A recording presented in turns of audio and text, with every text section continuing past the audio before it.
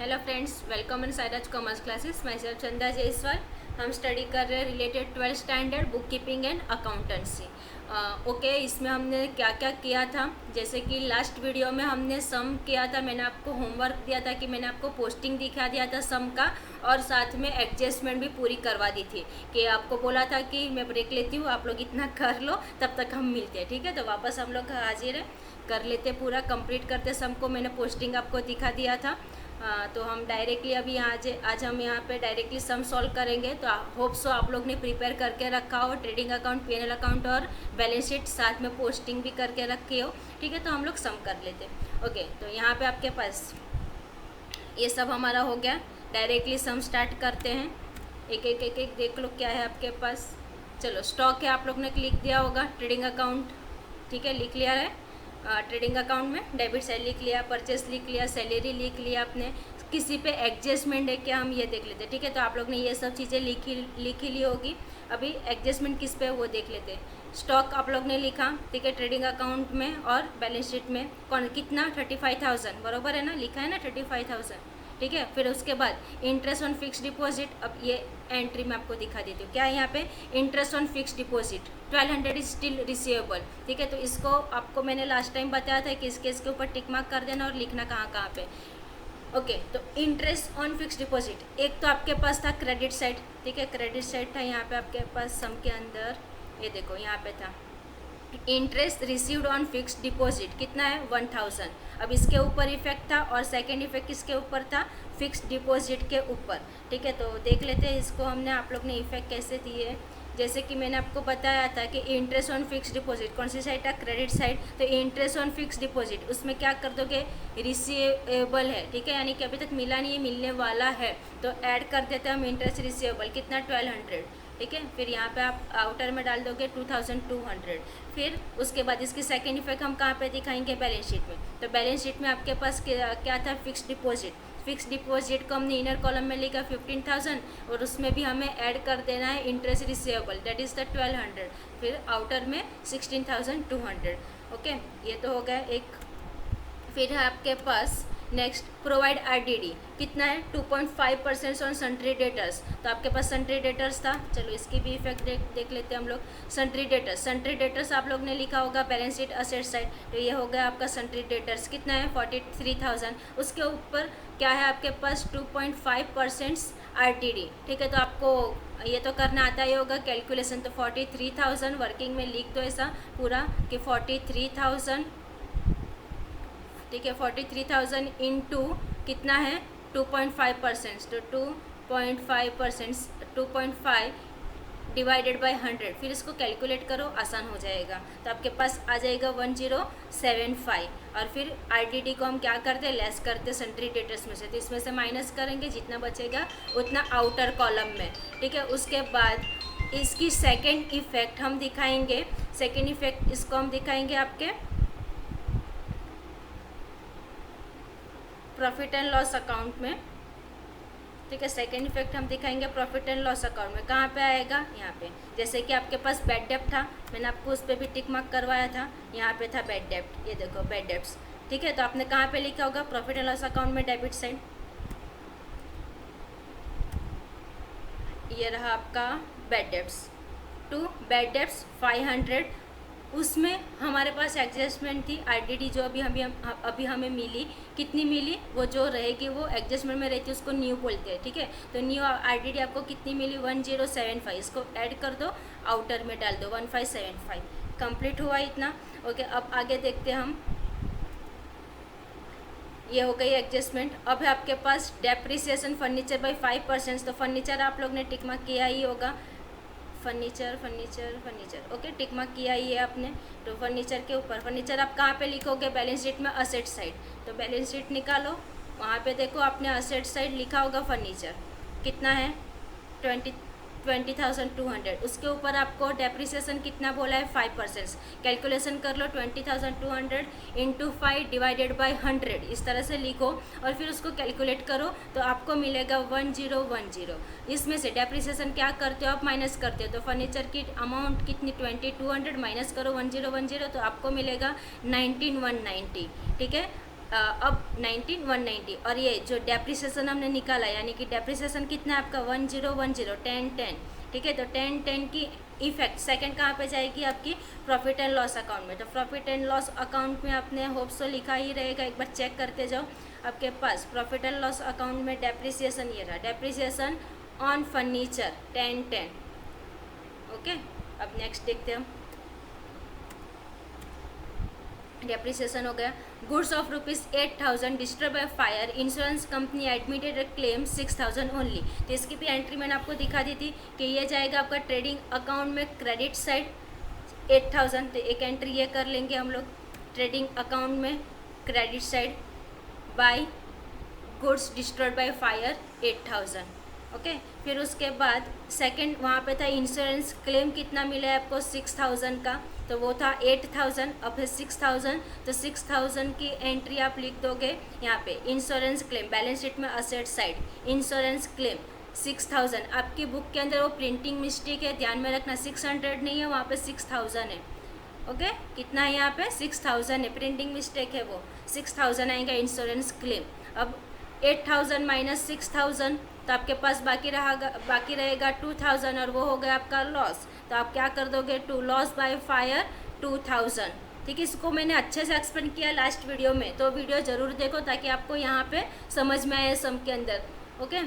अब आगे बढ़ते हम, हो गई एडजस्टमेंट हमारी कंप्लीट ठीक है, एडजस्टमेंट कंप्लीट हुआ। अब एक बार पोस्टिंग देख लेते हैं हम, होप्स आप लोग ने किया ही होगा, फटाफट एक बार फिर भी चेक कर लो ये सब posting. Wages trading account, carriage trading account debit side, royalty trading account debit side, freight trading account debit side, printing and stationery, profit and loss account debit side, sundry debtors तो हमने लिख दिया, furniture लिख दिया, leisure property balance sheet asset side, investment balance sheet asset side, travelling expenses trading profit and loss account debit side. अब है आपके पास advertisement, ये मैंने आपको बोला था मैं नेक्स्ट में बताऊंगी ठीक है। तो अभी बता देती हूँ यहाँ पे एडवर्टाइजमेंट कितना है फॉर 3 ईयर्स। तो इस पर एक वर्किंग नोट बनेगी जो ये हिडन एडजस्टमेंट, इसको क्या बोलते हैं हिडन एडजस्टमेंट। अब इसको लिखेंगे कैसे, यहाँ पे आपको कितना दिया है 30,000, लेकिन यहाँ पे क्या बोला है फॉर 3 ईयर्स, यानी जो 30,000 हमें दिया है वो कितने साल के लिए दिया है आपको 3 साल के लिए दिया है ठीक है। अगर 3 साल के लिए दिया है तो हम तो बैलेंस शीट और प्रॉफिट एंड लॉस और ट्रेडिंग अकाउंट सिर्फ एक ही ईयर के लिए बनाते हैं। तो क्या कर देंगे यहाँ पे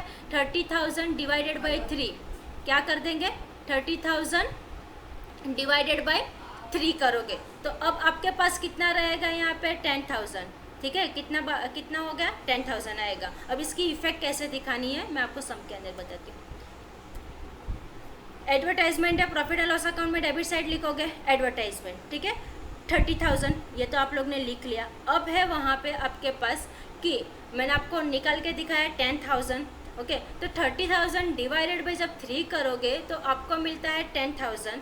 अब वहाँ पे से जब आपको ये 10,000 मिला तो वो तो 1 साल का था, 1 साल का आपने कितना किया 10,000। तो ये डायरेक्टली आप ऐसा लिख सकते हो 10,000, लेकिन इसको इजी वे में भी कर सकते हैं कि भाई 30,000 में से 2 साल का, वहाँ पे तो 3 साल का दिया था तो बाकी 2 साल के कितने रहेंगे 20,000 राइट है। 30,000 माइनस 10,000 करो आपको मिल जाएगा 20,000। तो ये 20,000 क्या हो जाएगा आपका, आपने पहले से भर दिया ना, एडवांस में भर दिया, प्रीपेड है तो ये क्या हो गया आपका प्रीपेड एडवर्टाइजमेंट, यानी आपने पहले से एडवर्टाइजमेंट के लिए पहले से पे कर दिया है ठीक है। तो यह हो गया आपका प्रीपेड एडवर्टाइजमेंट। और प्रीपेड को हम क्या करते हैं लेस करते हैं, तो एडवर्टाइजमेंट में से लेस करेंगे हम प्रीपेड एडवर्टाइजमेंट दैट इज़ 20,000 और आउटर में लिख देंगे 10,000 क्योंकि इस साल तो हमने 10,000 ही पे करना था ठीक है। तो ये आपका प्रीपेड है। तो अब ये प्रीपेड है तो सेकंड इफेक्ट तो जाएगा आपका, ये तो प्रॉफिट एंड लॉस में से एक तो हो गया क्रेडिट लेस कर दिया हमने ठीक है एडवर्टाइजमेंट में से। अब सेकंड इफेक्ट कहाँ पे दिखाओगे आप,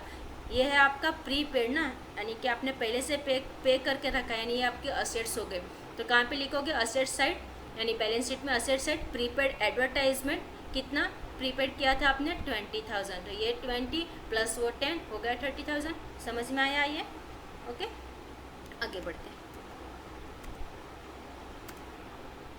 ठीक है, यहाँ तक हो गया एडवर्टाइजमेंट। बैड डेब्ट्स तो हमने कर लिया था, डिस्काउंट अलाउड पता है, trading account profit and loss account debit side, cash in and cassette bank fix deposit, ये सब जाएगा आपका बैलेंस शीट में असेट साइड ठीक है। ये तो लिख लिया हमने। अब है आपके पास यहाँ पे capital account Piyush and Arun ठीक है, इसको भी हम लिख देंगे कहाँ पे बैलेंस शीट में आपके लायबिलिटी साइड, पीयूष की और अरुण की, ठीक है। जितने भी कैपिटल दिए लिख दो ये। अब उसके बाद है आपके पास सन्ट्री क्रेडिटर। तो सन्ट्री क्रेडिटर बैलेंस शीट में आपने लिखा ही होगा कौन सी side, credit liability side. Interest received ये हमारा हो गया था। फिर आपके पास बैंक ओवरड्राफ्ट, बैंक और इसको इंटरेस्ट रिसीव्ड का इसके ऊपर एडजस्टमेंट हमने कर दिया सॉल्व, ठीक है। बैंक ओवरड्राफ्ट बैलेंस शीट में लिख दो, लायबिलिटी से सेल्स है, ट्रेडिंग अकाउंट में क्रेडिट साइड। ये तो हो गई हमारी पूरी पोस्टिंग भी और एडजस्टमेंट भी। अब हमें सम को क्लोज करना है, तो सम को क्लोज कैसे करना है वो देख लेते हैं। पहले आप किसको क्लोज करोगे, ट्रेडिंग अकाउंट को। हमने सब एंट्री कर ली, ठीक है। ये पूरी एंट्री हमने कर ली, यहाँ से यहाँ तक ये सब एंट्री हमने कर ली सब। अब करना क्या है आपको, इसका टोटल करोगे, फिर इसका टोटल करोगे, क्रेडिट साइड और डेबिट साइड का कहाँ पे ज़्यादा है, तो यहाँ पे आपको ग्रॉस प्रॉफिट मिल रहा है, यानी कि आपका क्रेडिट साइड का टोटल ज़्यादा है 1,63,000। तो हमें तो आपको पता है कि हमें तो ये टैली करना रहता है, ठीक है। तो दोनों साइड हम लिख देंगे 1,63,000। 1,63,000 में से जब अभी ये पूरा टोटल करोगे, यहाँ से यहाँ तक का पूरा जब टोटल करोगे, तो जो भी आंसर मिलेगा उसमें से आप यानी कि 1,63,000 में से ये सबको माइनस कर दोगे, ठीक है। तो आपको मिल जाएगा 38,500। ये आपका बैलेंसिंग फिगर कितना, 38,500। और ये आपका क्या हो गया, डेबिट साइड है ना, तो क्या हो गया आपका ग्रॉस प्रॉफिट, ठीक है। Gross profit carried down. अब ये जो आया आपको उसको हम ट्रांसफ़र करते हैं प्रॉफिट एंड लॉस अकाउंट में, ठीक है। तो प्रॉफिट एंड लॉस अकाउंट में by gross profit brought down.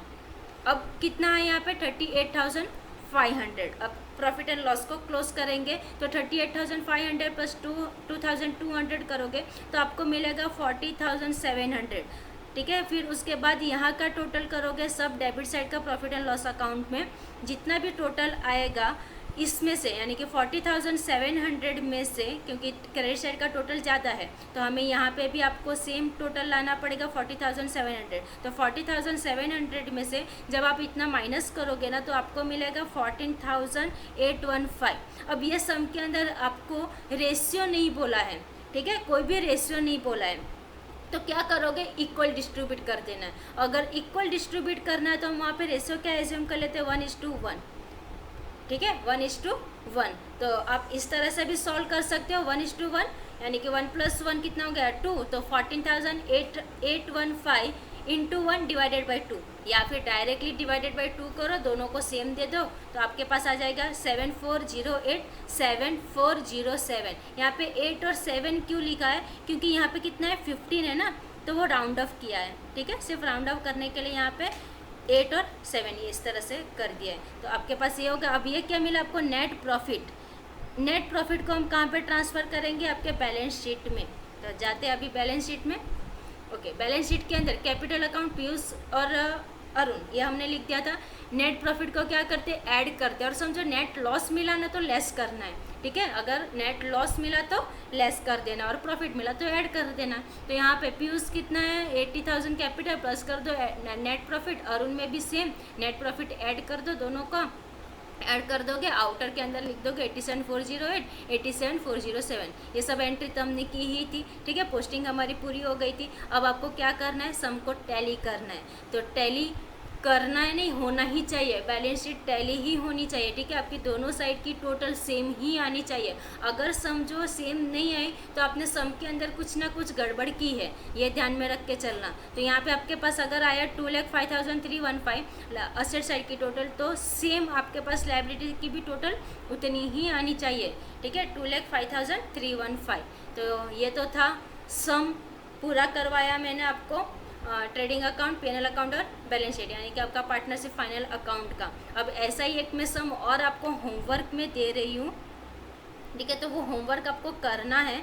अगर कुछ उसमें डिफ़िकल्टी हो तो आप मुझे कांटेक्ट कर सकते हो और पूछ सकते हो, ठीक है। तो ये सम है, इसको वीडियो को स्टॉप करके सम देख लो। वैसे आपके बुक के अंदर है ये 6 नंबर का सम। तो ये सम करना, जिसके पास बुक नहीं है तो आप यहाँ से देख के कर सकते हो, ठीक है। क्वेश्चंस पूरा लिख लो, फिर वहाँ पे पोस्टिंग वगैरह करो। मैंने बताया इस तरह से करोगे तो सम आपके लिए आसान हो जाएगा। ये एडजस्टमेंट है, ठीक है। तो देख लो एक बार।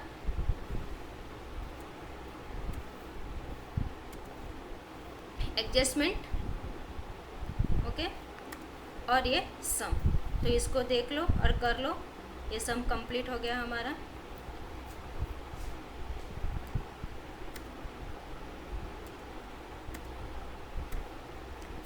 Okay, thank you.